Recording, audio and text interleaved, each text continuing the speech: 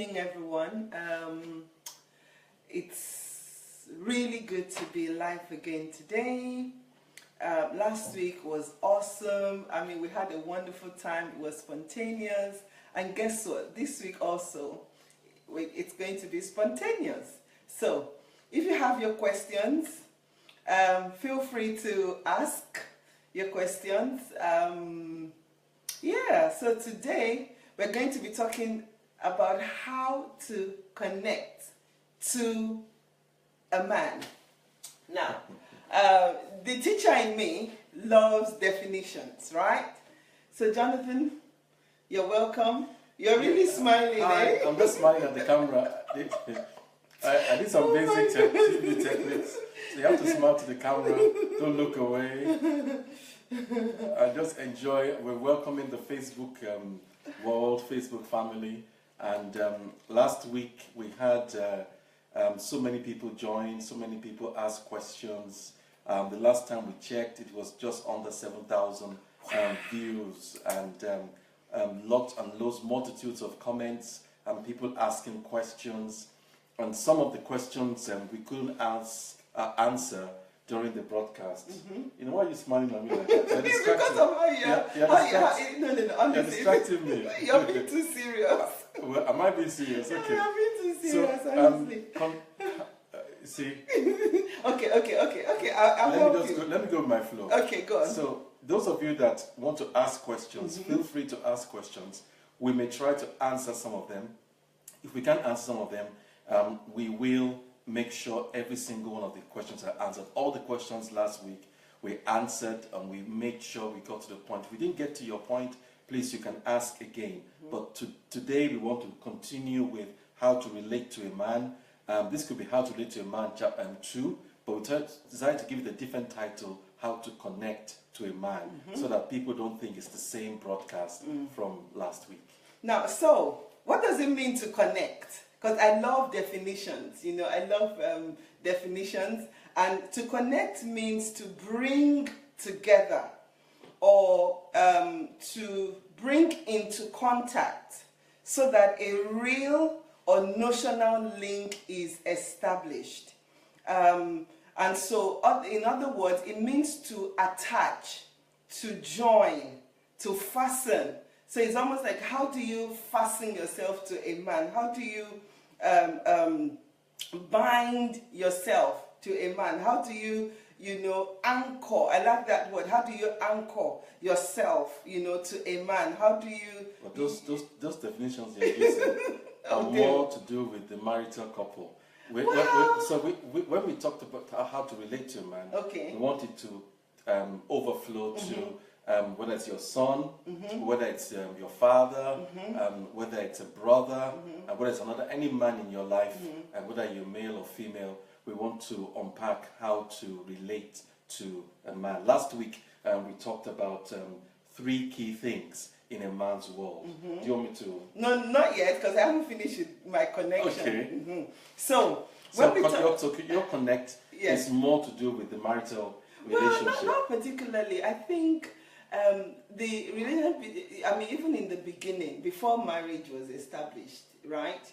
God actually said that, he created the male and the female. We're losing our time. Which means that the man and the woman are meant to complement each other regardless of whether they are married or not. So it means that when there's a decision that's about to be made, the perspective of the woman is important. Yes. When a decision is about to be made, the perspective of a man is important. So regardless of whether you're married or single, separated or divorced, the woman needs the perspective of a man, and the man needs the perspective of a woman. So when I talk about connection, it's how do we make sure that we relate in a way that is healthy, because we're flawed, Yes. You're not perfect, I'm not perfect. Let's not go there. Let's not go there, okay? Well, we don't know who's watching. We don't know who's watching. But no human being is perfect. No, but nobody say we're perfect. Good. We're just trying to present proper role modeling. Okay. And so that people who are watching can focus on the point we're talking about Okay. and not be distracted by our own issues. You know, if you want to talk about our own issues, No. But everybody has issues, right? Yeah. And so when we begin to relate, those issues seep out. Okay. But we want to talk because one of the things I like about what you do, and which is why you're here, as a special guest, even though we're married, is because I want you to talk about the fundamental principles of being able to relate to a man, right? Yes. So last week, for those of you that missed our session last week, we talked about how to relate to a man, and we talked about how a woman needs to come into a man's world and understand that there are some fundamental things that are going through a man's life, or his thinking, or worldview, or the way the Creator made men. And whether you're a Christian man, whether you believe in God or not, this is scientific. It's biological, it's also spiritual. So these are facts. And women, for those of you that are women, I want you to just understand we're not here to side with the men. We're just presenting some keys that will help you in your relationship with your husband, with your son, with your father, with your brother, with your boss, or any other man in your life, whatever their relationship to you. Last week we talked about the fact that men are wired in the area of logic. That men are logical, and we also talked about the fact that men require loads of encouragement and respect, and that a woman needs to relate to a man on a gradient of honoring him and respecting him. I want to unpack a few more things of how to connect and how to relate to a man, if you would allow me. Yeah. I know. Should I fire on? Or No, don't fire on, because we have to be on point. Okay. Yeah. So I want you to talk so a we little spent bit. 10 minutes already. Oh, really? Yes. Oh, wow. Okay. I want you to talk about the language, the male language, right? Okay. I hope we'll also be able to explore things like how to stay on point. When you're relating with the you're man, stealing my points. and how to No, you're stealing my points. I gave you those points before, so don't just allow me to flow. Off you go. Is that okay? Yeah. So you mentioned language. One of the things that women need to understand is that the language between a man and a woman are very, very different. When you're speaking to a man, men don't do innuendos. So if you are talking and you said to a man or your husband or to another man, and you said, "Oh, my mom is arriving tomorrow," for example, in his mind, what you just said is that your mother is arriving at the airport tomorrow. That is the information that he received. Now, but you are also saying, as a second layer to that statement, my mom is arriving at the airport tomorrow. Subliminally, you're also saying, therefore, I expect you to sort out the curtains. I expect you to know that we're going to buy her special fish. I know that you know that we're going to need to prepare her room. But at the point where you said your mom is arriving tomorrow, that is all the man heard. And so if you don't tell him more, you will think that he's heard what you said. So when your mom arrives tomorrow and the curtains are not changed, and the fish has not been bought, you would have said, "But I told you." Even before tomorrow, because the minute I say my mom's arriving, I expect you to ask that, okay, so what should we do? Do you need help picking out from the airport? Are there errands that you need to go on? Do you need to cook? How can I support you? No, that's the point we're making. We're stay on point. Abbiih, you're deviating from the point. The point I'm making here is language. I'm not talking about supporting the woman or what you're expecting. I'm just talking in terms of when you're communicating anything to a man, spell it out. Spell it out. Don't expect him to think that 1 + 1 is equal to 5. 1 + 1 in a man's world is equal to 2. Okay. So whatever you're telling him is what he is hearing. So if you're saying, Jonathan, after church, I want us to stop by and see Gladys. That is what you've said. That is all he heard. Now, he did not hear Gladys has a sister or she has a neighbor. And so when we go and see Gladys, we're also going to see the neighbor, we're also going to stop over and see her friend. He did not hear that. So when you almost get to Gladys' house, say, oh, can we just stop by and say hello to Gladys' neighbor? He would say, you did not tell me that we're going to see Gladys' neighbor. We're not going to see Gladys' sister. You told me we are going to see Gladys. It kind of spills over from the logical aspect, but men do not do innuendo. So when you're saying anything to a man, spell it out. So if I come in and say, oh, and let's say for instance the house is untidy, the vacuuming needs to be done, everywhere is on, and I come in and I say, oh, Jonathan, I'm so tired. In my mind, I expect that because I've said I'm tired, you know that the vacuuming needs to be done. I don't need to tell you to do it. If there are any men watching, all I can say is help. Can you see what I'm talking about? When you said you are tired, all I heard is you are tired. That is what I heard. So if you want to remind me to help you or to help the cleaner or whoever to clean up, just say, Jonathan, I'm tired. I would really like you to help, or I would really like you to assist the household in getting your son to sort this out, getting your daughter to sort this out. Or can you help me to do this? Okay. If you just say you're tired, all I'm hearing is you're tired. So I will say, do you want Panadol? Do you want to go to bed early? I'm not thinking that you are asking me to do anything. I'm hearing that you are tired. Okay. I hope that is clear. So I want us to move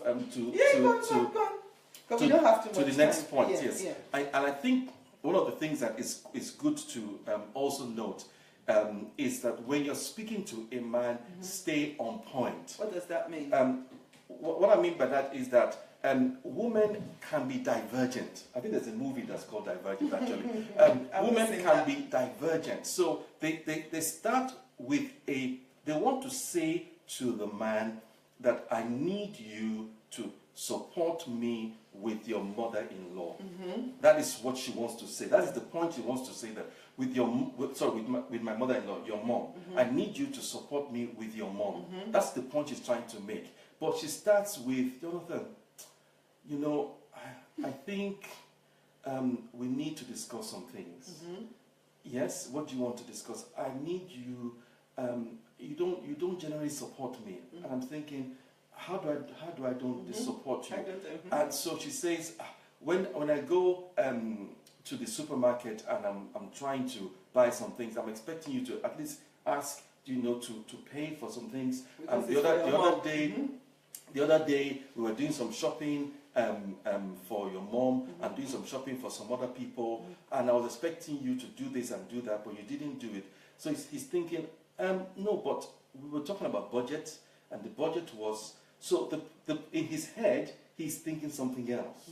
So what I suggest to women is, when you're about to start talking to a man, give him the headlines. Okay. So start with, I want to talk to you about your mother and how you need to assist me with your mom, support me. Start with that. So anything you say, he knows is contextualized. Okay. If you don't start with that, what you're saying, he'll be thinking you're saying something else. Yes. So you're starting with shopping. Oh, so she needs me to support her with the shopping. How, you want me to pick you up early? You want me to? So he's thinking something else. So sometimes it comes across like men are not listening. Yes, and it's something that women complain about. Yeah, there is even a book that why men don't listen. Yes, but it's because men don't understand the woman and women don't understand the men. Let's focus on the men tonight. Okay. Because we are different. So this is for many men. So when you want to stay or you want to say something, stay on the point.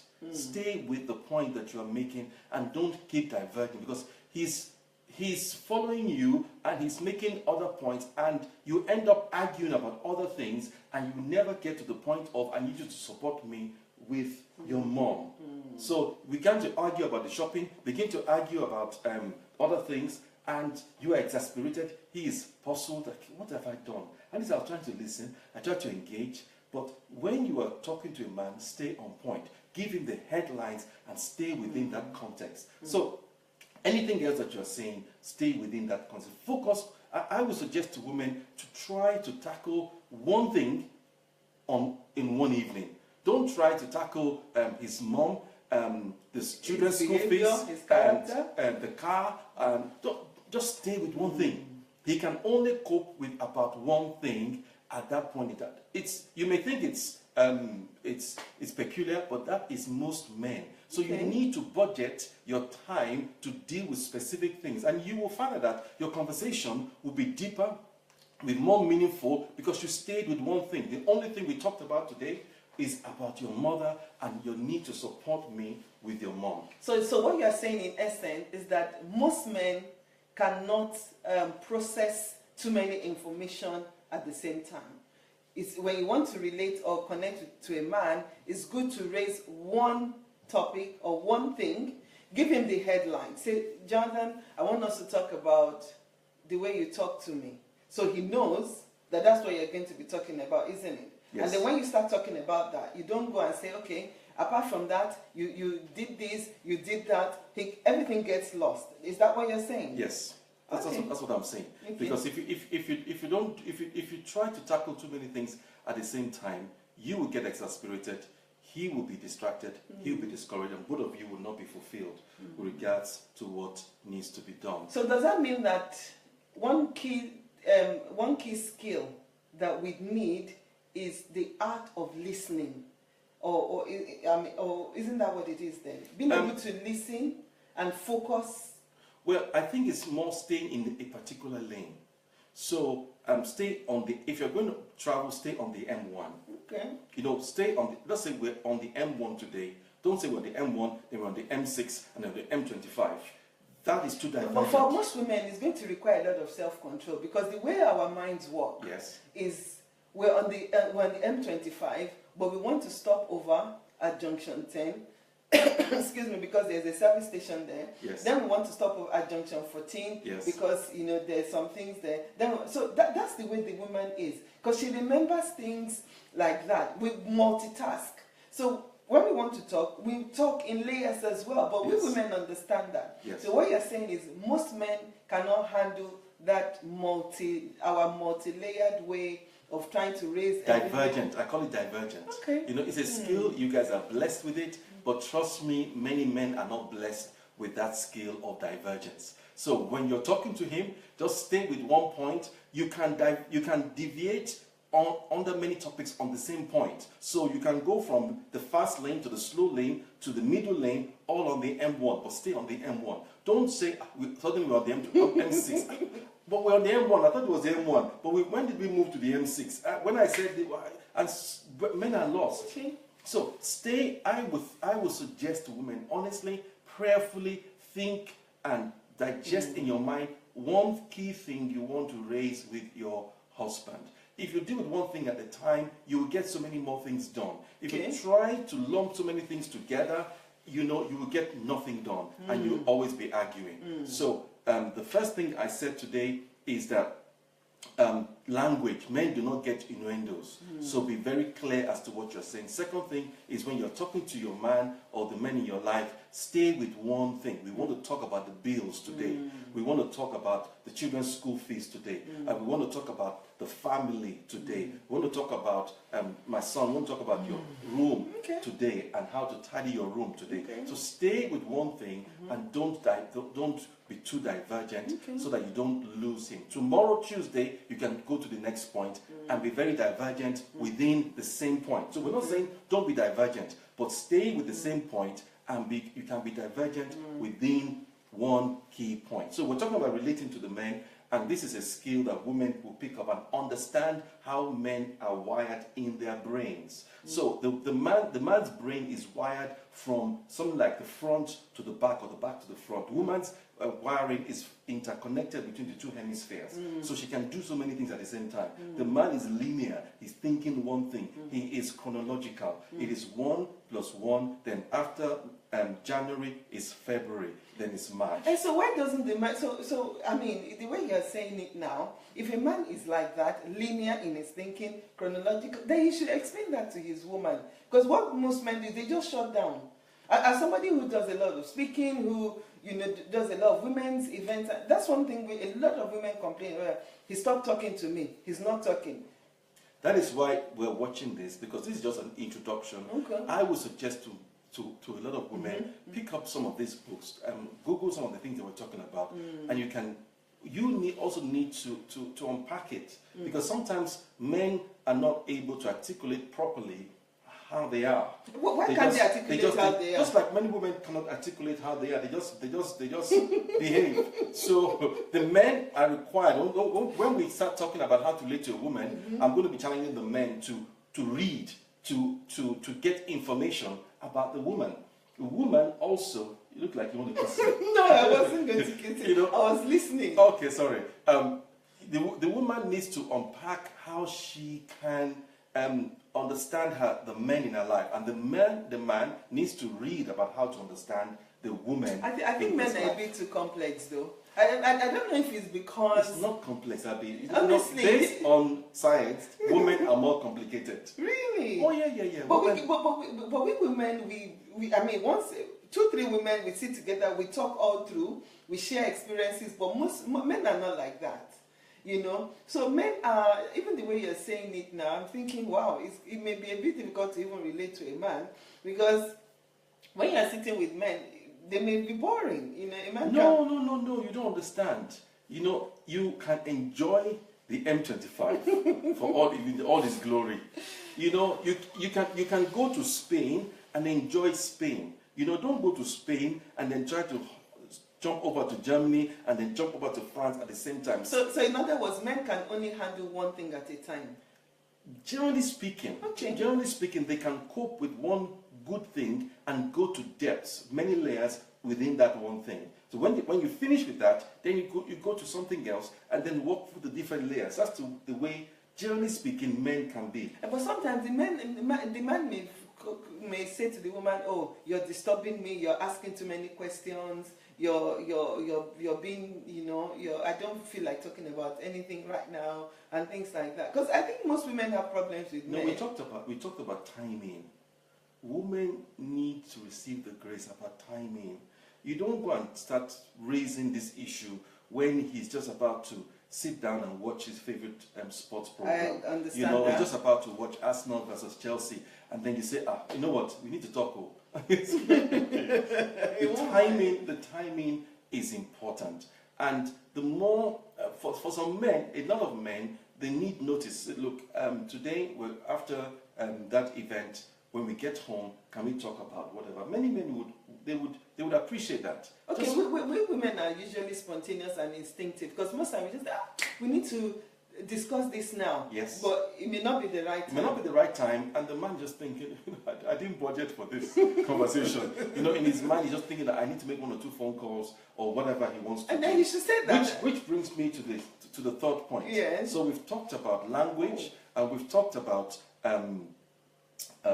what's the second thing we've been talking about? Innuendos. Staying on point. Staying on point. So language, staying on point, and then the third thing I want to mention is space. Okay. Men need their space. Really? Let me look into the camera. Hello. Men need their space. We already give them a lot of space. No, you don't. You crowd them. How? You crowd them. How? You nag them. You tell them what they've not done.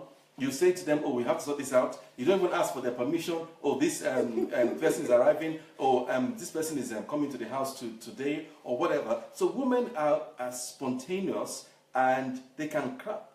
Many men know or say amongst themselves that the woman is the boss in the house. True, I hear because that. Because the woman is in control. I don't think so. She's controlling everything. Really? So the man needs. Look, women, you have your nail spa. You have your body wash. You have your friends you go out with. You have your parties. You do your pedicure. You do your hair. You do your fashion. You go for parties. You have your friends. You have your chat groups. Give the man his sports and his barber. That's all they ask for. Give him his space. Allow him to just be himself. And yes, he's not doing anything. He doesn't need to do anything. He just wants to chill. He doesn't want to to have any responsibility. So when I'm busy tidying up the house, running up and down, going to the market, washing the dishes, everything has time and budget. You should just watch me. No, life is simple. Life is straightforward. It's not when you want to do something that he has to do it. That's what a lot of women is when they feel like the house needs to be tidied, and then the guy, is just about to do something or go on his computer or finish his project, and she expects him to drop everything and join her in doing that thing. And when she's finished that, there's something else. Oh, by the way, somebody's coming in 5 minutes to the house. So his whole program and everything is planned for is kaput. She didn't even ask him, what are you doing this afternoon? She just goes ahead, full steam ahead, and assumes that he has nothing to do or he's there to just do whatever she wants. So give the man his space and let him go with his friend, or let him go out and do whatever he wants to do, or let him just stay at home and read his newspaper, and don't bother the man. Arrange and say, okay, towards the evening, this is what we're going to do. And when he finishes his newspaper, when he's gone out of his cave, you say, okay, can we tidy the house now? He will do whatever you want, but he is chilled. Every computer, on the computer you have on pause, you have sleep, and you have turn off. Men want turn off. They don't want on standby.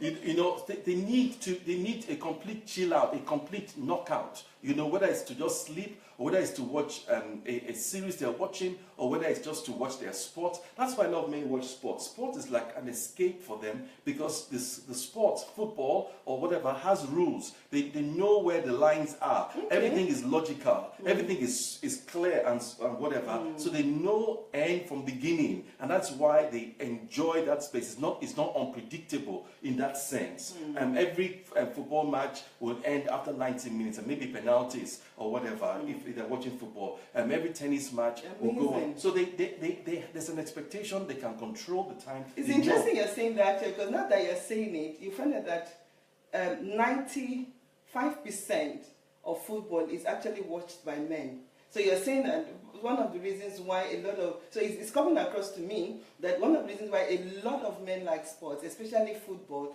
is because it's defined, their boundaries, yes, you know what to expect. They own it. This is my thing. This is my thing.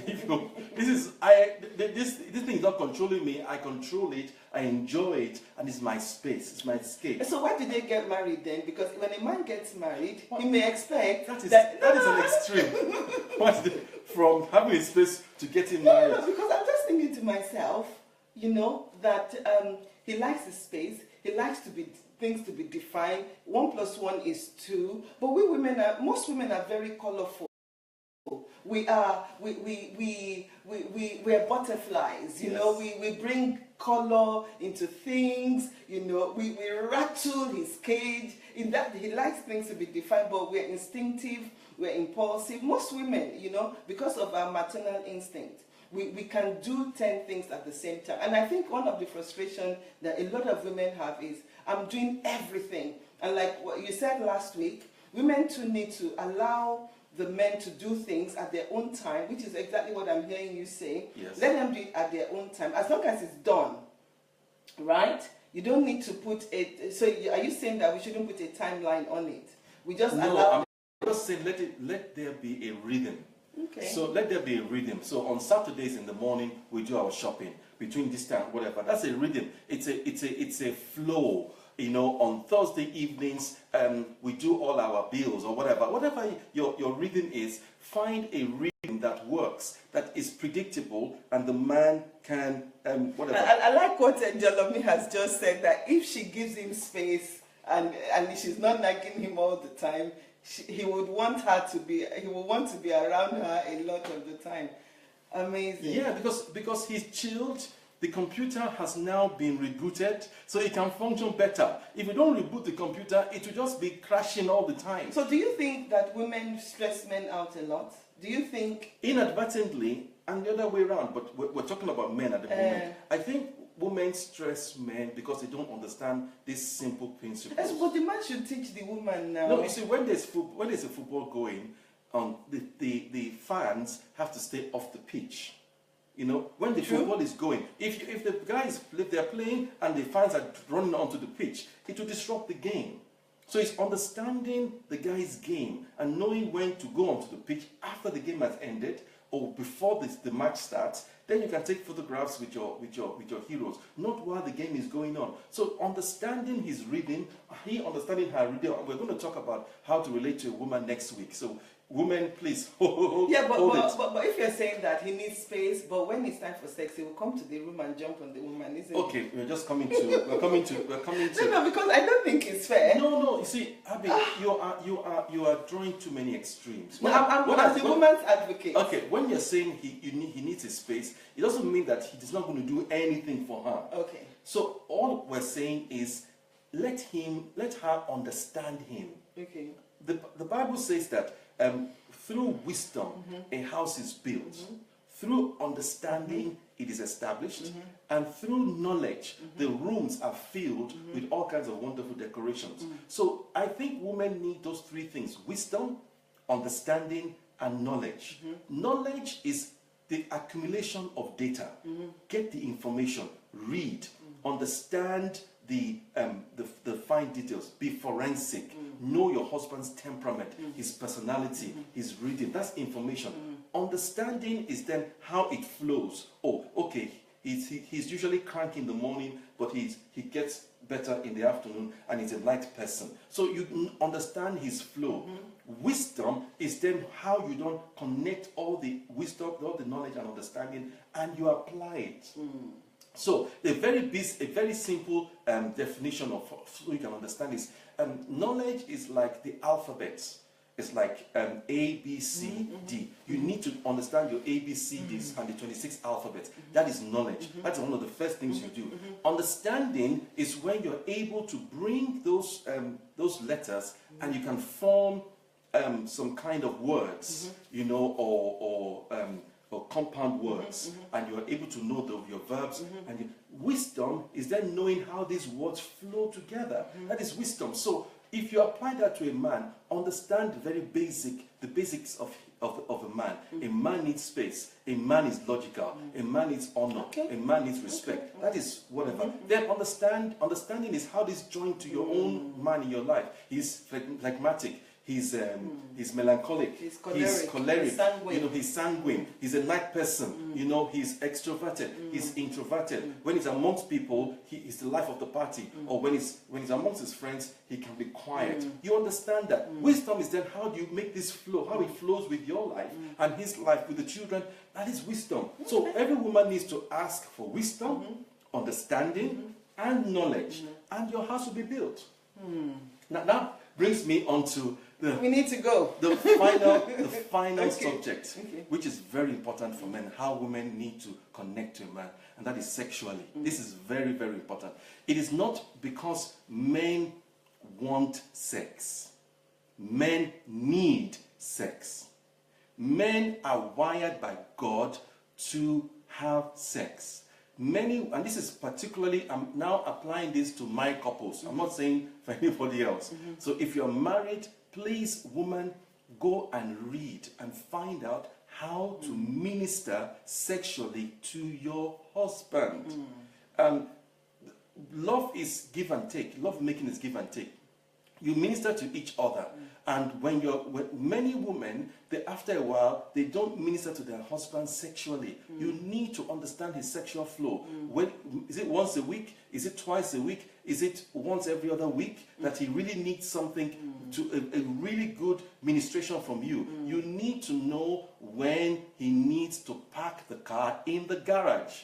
And so he doesn't go and park it in some other person's garage. You understand my cryptic language? You know, you need to be able to prepare the garage for his car. You need to be able to give his car a proper valet, you know, in and out to wash, a proper car wash, you know, so that the car can function well. The man can, honestly, women, you know, understand your man. Married women understand your man, how he wants sex, how you minister to him. Let him feel that you care. Let him feel that you give yourself to him. Many women don't give themselves to their husbands anymore. They just lie there and say, okay, do what you want anyway, you know, and just be going. You know, that is not love. That is not love making.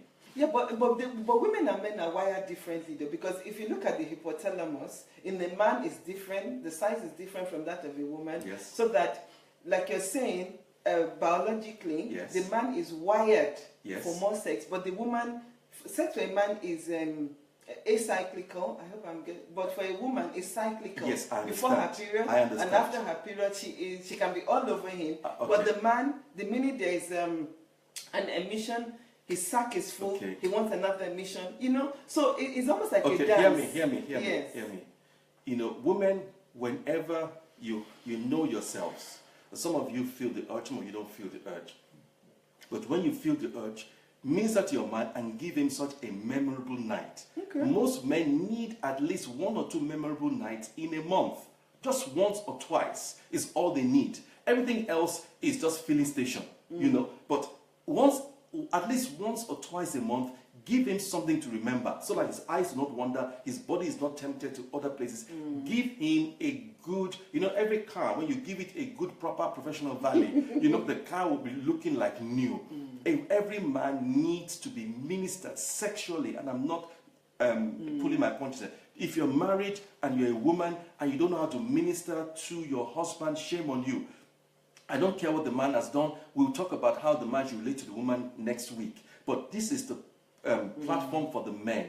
I'm saying, please minister to your husband sexually. So, in summary, we've mentioned 7 things of how to relate to a man.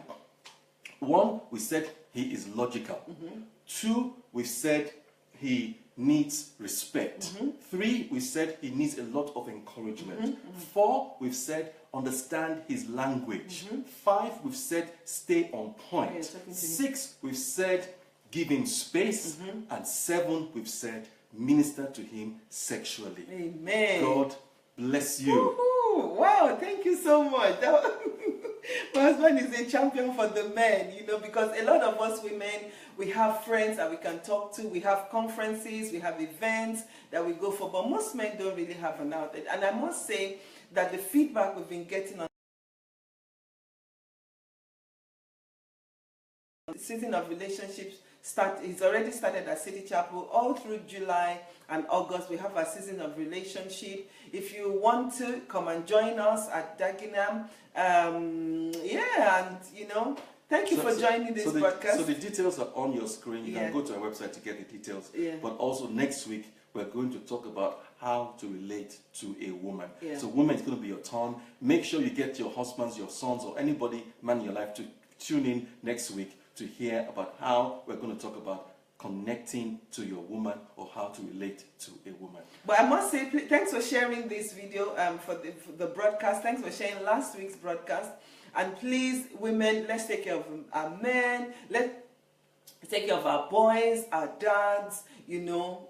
Let's just be the woman that God has called us to. So, Father, we just bless every relationship between father and mother, between brother and sister, between friends, between husbands and wives. Every woman and anybody else watching this program, we pray for grace upon them to receive knowledge, to receive understanding, and to flow in wisdom. We pray for every relationship that is going through a difficulty and trial, and we ask for grace from heaven, for God to send help, for them to find help, and for them to receive a new injection of life in Jesus' mighty name. Every one of your questions we will answer between now and the next broadcast, so you can continue this conversation on Facebook. God bless you. Thank you. Thanks for watching. Bye.